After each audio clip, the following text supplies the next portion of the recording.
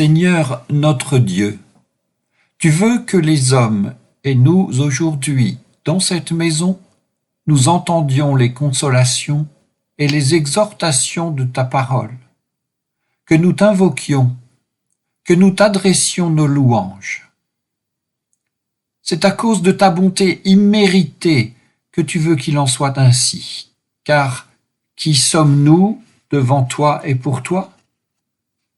Cependant, tu nous as appelés et nous avons entendu ton appel.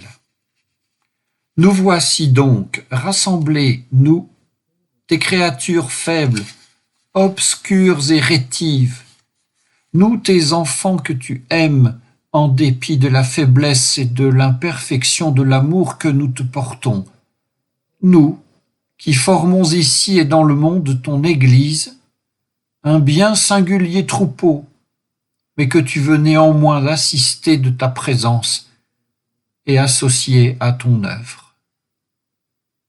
Maintenant, dans la dépendance de toi seul, nous sommes dans l'attente de ton Saint-Esprit et de ses dons. Mets de la clarté dans cette heure, agrée-la et fais qu'elle nous soit féconde et salutaire. Empreint de force et de vérité ce qu'il y a d'humain dans nos prières, nos paroles et nos chants, afin qu'ils viennent du cœur et qu'en retour ils touchent nos cœurs. Sois toi-même notre Maître. Viens toi-même nous instruire et dans ta bonté diriger en cette heure ce qui se passera en chacun d'entre nous. Au nom de ton Fils bien-aimé, en qui tu nous as donné la preuve de ta libre grâce, que tu veux nous révéler toujours à nouveau, nous te prions. Amen. N'allez pas croire que je sois venu abroger la loi ou les prophètes. Je ne suis pas venu abroger, mais accomplir.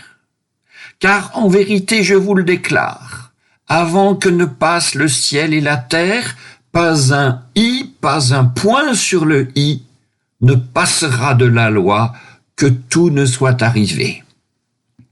Dès lors, celui qui transgressera un seul de ses plus petits commandements et enseignera aux hommes à faire de même, sera déclaré le plus petit dans le royaume des cieux. Et au contraire, celui qui les mettra en pratique et les enseignera, celui-là sera déclaré grand dans le royaume des cieux. Car, je vous le dis, si votre justice ne surpasse pas celle des scribes et des pharisiens, non, vous n'entrerez pas dans le royaume des cieux. Ainsi, vous avez appris qu'il a été dit aux anciens, « Tu ne commettras pas de meurtre. Celui qui commettra un meurtre en répondra devant le tribunal. Mais moi, je vous dis, quiconque se met en colère contre son frère en répondra devant le tribunal. Celui qui dira à son frère imbécile sera justiciable du Sanhédrin. Et celui qui dira fou sera passible de la géhenne du feu. Quand donc tu vas présenter ton offrande à l'autel, si là tu te souviens que ton frère a quelque chose contre toi, laisse là ton offrande devant l'autel et va d'abord te réconcilier avec ton frère et viens alors présenter ton offrande. Mets-toi vite d'accord avec ton adversaire tant que tu es encore en chemin avec lui, de peur que cet adversaire ne te livre au juge, le juge aux gendarmes, et que tu ne sois jeté en prison. En vérité, je vous le déclare, tu n'en sortiras pas tant que tu n'auras pas payé jusqu'au dernier centime. Vous avez appris qu'il a été dit, tu ne commettras pas l'adultère. Mais moi je vous dis, quiconque regarde une femme avec convoitise a déjà dans son cœur commis l'adultère avec elle. Si ton œil droit donc entraîne ta chute, arrache-le et jette-le loin de toi, car il est préférable pour toi que périsse un seul de tes membres et que ton corps tout entier ne soit pas jeté dans la géhenne.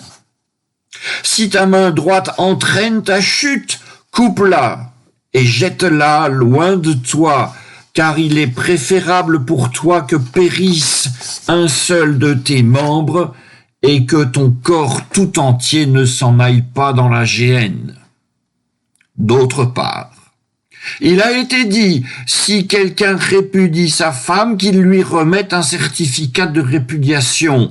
Mais moi, je vous dis, quiconque répudie sa femme, sauf en cas d'union illégale, la pousse à l'adultère, et si quelqu'un prend une femme répudiée, il est adultère. Vous avez encore appris qu'il a été dit aux anciens, tu ne te parjureras pas, mais tu t'acquitteras envers le Seigneur de tes serments. Eh bien moi, je vous dis de ne pas jurer du tout, ni par le ciel, car c'est le trône de Dieu, ni par la terre, car c'est l'escabeau de ses pieds, ni par Jérusalem, parce que c'est la ville du grand roi. Ne jure pas non plus par ta tête, car tu ne peux en rendre un seul cheveu blanc ou noir. Et quand vous parlez, dites oui ou non. Tout le reste vient du malin.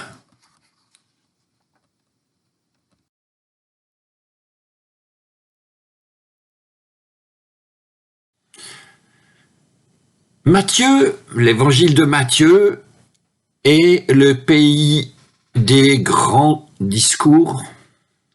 Et le premier de ces grands discours de Jésus est usuellement intitulé « Sermon sur la montagne ». Il est prononcé sur une montagne, il monte sur une montagne pour être mieux entendu probablement, et mieux vu c'est possible. Sermon sur la montagne, et il nous est proposé pour nos dimanches depuis 3 semaines de méditer sur des fragments de ce long discours qui est aussi le premier acte du ministère public de Jésus. C'est un discours étonnant. L'ordre des fragments ne semble pas forcément logique dans le sens où quelque chose devrait être infailliblement prouvé. L'ordre nous évoque peut-être plus certainement à une pierre précieuse. Cette pierre est une, mais le travail, si l'on peut dire, qu'elle fait sur la lumière requiert chacune des facettes. Travail de façonnage de la lumière, si l'on peut dire, au terme duquel la lumière elle-même devient plus resplendissante encore.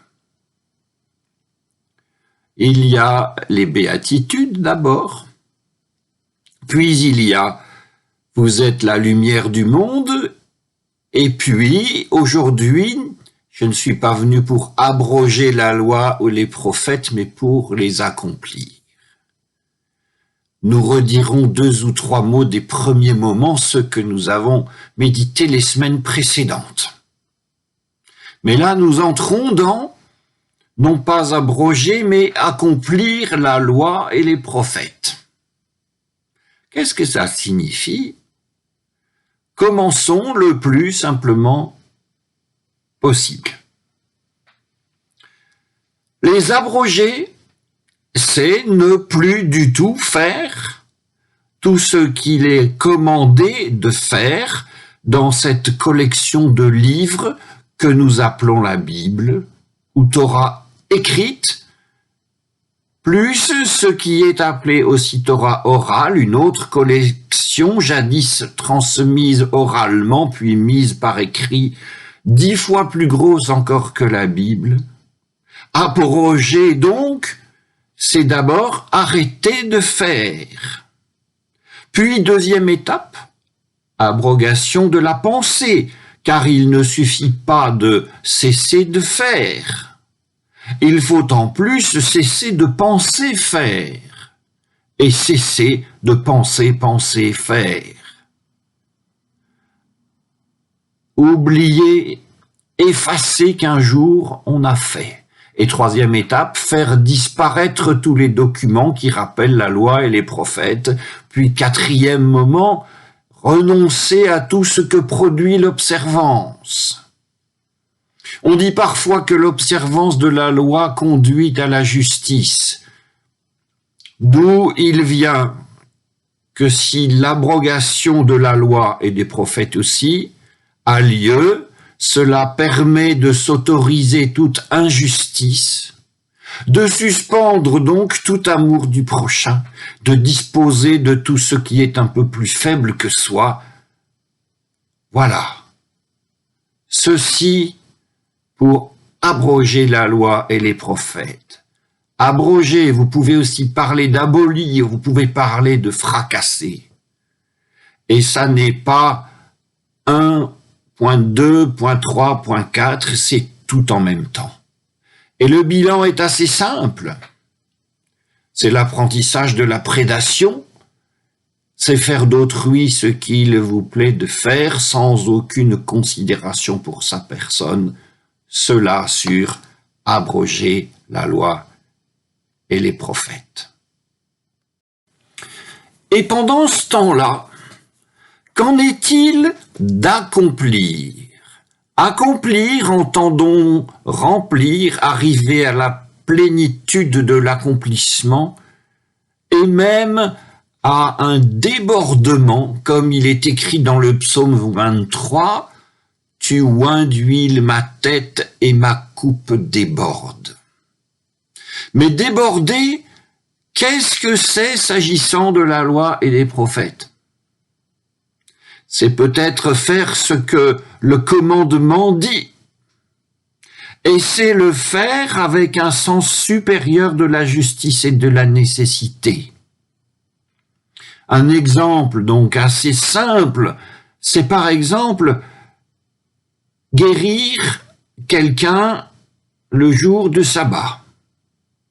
On voit dans ce simple exemple qu'accomplir un jour de sabbat ne méprise absolument pas la lettre de la loi et des prophètes, mais en rappelle le sens, le sabbat est fait pour l'homme, complétant cela par une réflexion, par une décision dont l'être humain est le centre.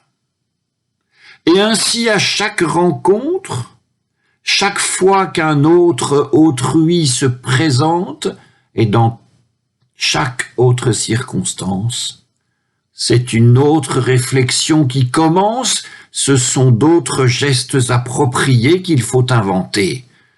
Accomplir, c'est à chaque fois remettre tout en jeu. Alors bien sûr, c'est beaucoup plus simple de s'en tenir à des déterminations simples.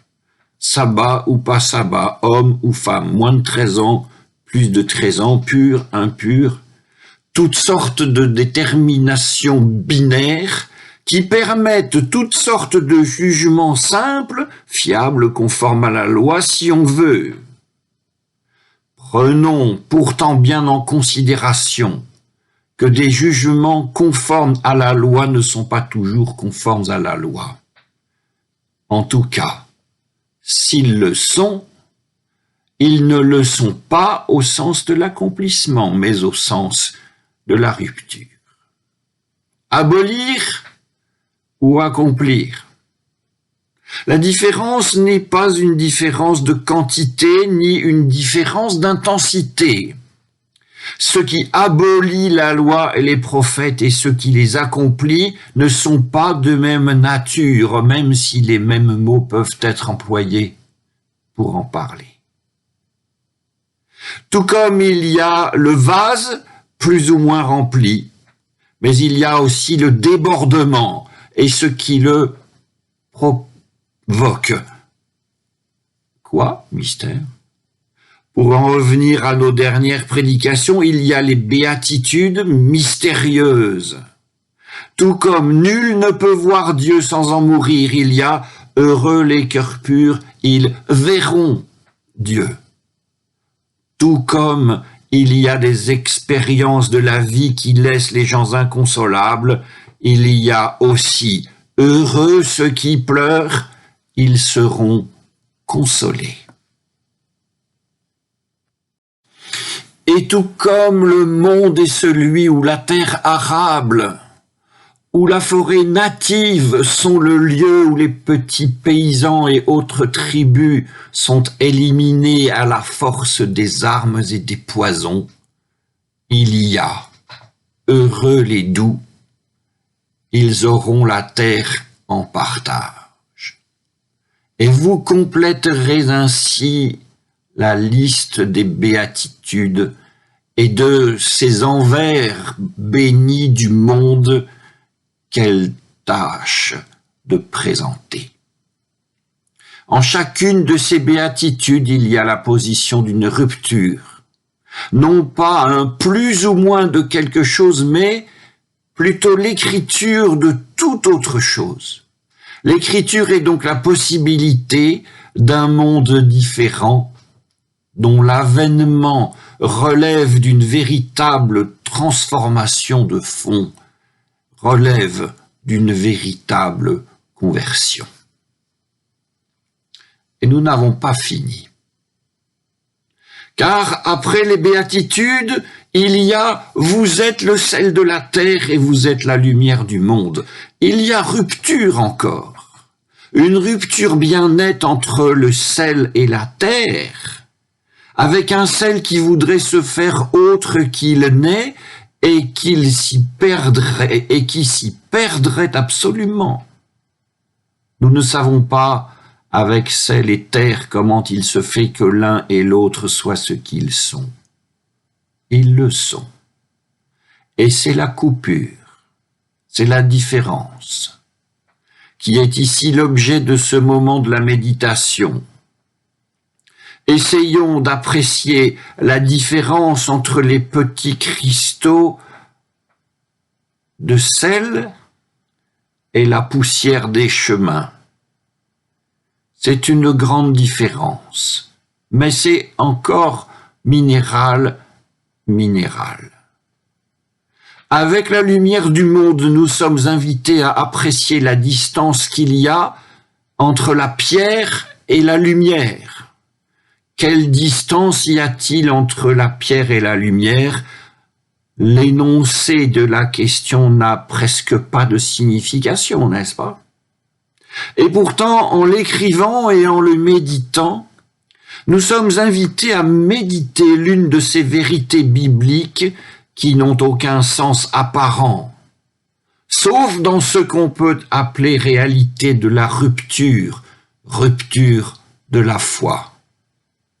Et pourvu que le sel demeure sel, la lumière lumière, pourvu que ces ruptures dont nous parlons ne soient jamais comblées, pourvu qu'elles demeurent distance, qu'elles demeurent rupture, qu'on s'en émeuve, qu'on s'en émerveille, et surtout qu'on ne s'y habitue jamais, et que la nouveauté reste toujours neuve.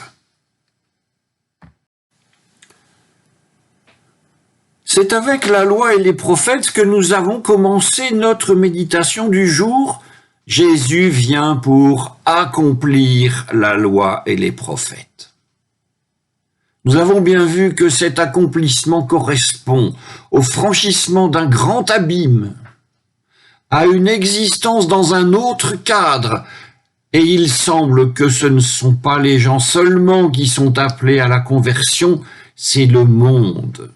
Le monde et les structures du monde qui sont appelés d'une manière si radicale qu'il nous vient l'envie que Dieu seul accomplisse cela. Ce qui est une rupture de plus, peut-être insuffisante pour toutes sortes de démonstrations. Mais il faut cette rupture la croire suffisante pour l'espérance. Et voilà, chers amis, Nous avons lu 20 versets et notre méditation a porté sur presque rien de ces versets et sur ceux que nous avons lus les jours précédents. Mais ça n'était qu'en apparence qu'il y avait différence. Le sermon sur la montagne nous intéresse et il commence bien souvent par le plus difficile. Il commence pas bien souvent, il commence là par le plus difficile, c'est-à-dire les béatitudes, puis il poursuit par du moins difficile, semble-t-il, et pour arriver finalement à ce que la parole humaine peut énoncer, mais que l'homme ne peut guère accomplir, comme s'arracher les yeux. Puis le fil du discours va se diriger vers ce que l'être humain peut accomplir. Puis, anticipons un peu. Après son très long enseignement, Jésus passera, comme on dit, aux travaux pratiques. Il s'occupera du corps humain. Nous méditerons cela dans les semaines prochaines. Amen.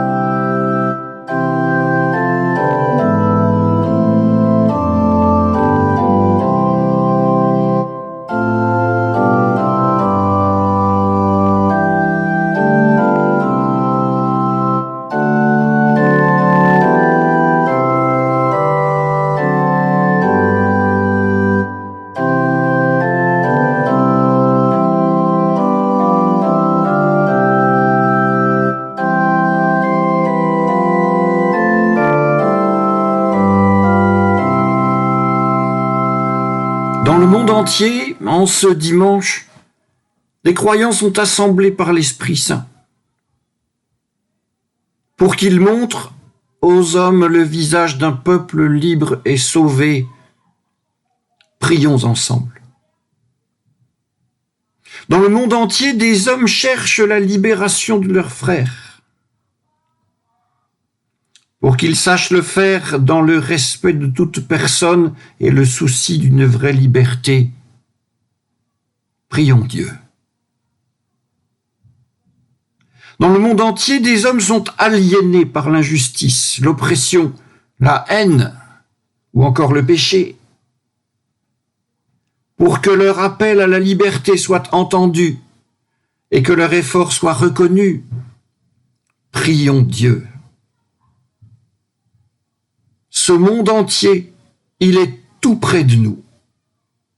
Pour que nous sachions nous mettre au service de nos frères, de nos sœurs et de leur pleine liberté, prions Dieu.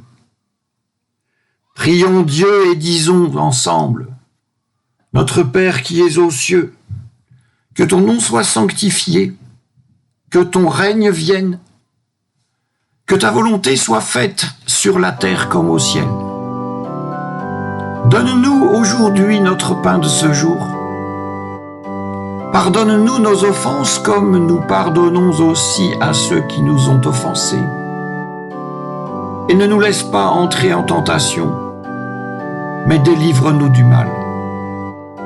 Car c'est à toi qu'appartiennent le règne, la puissance et la gloire pour les siècles des siècles.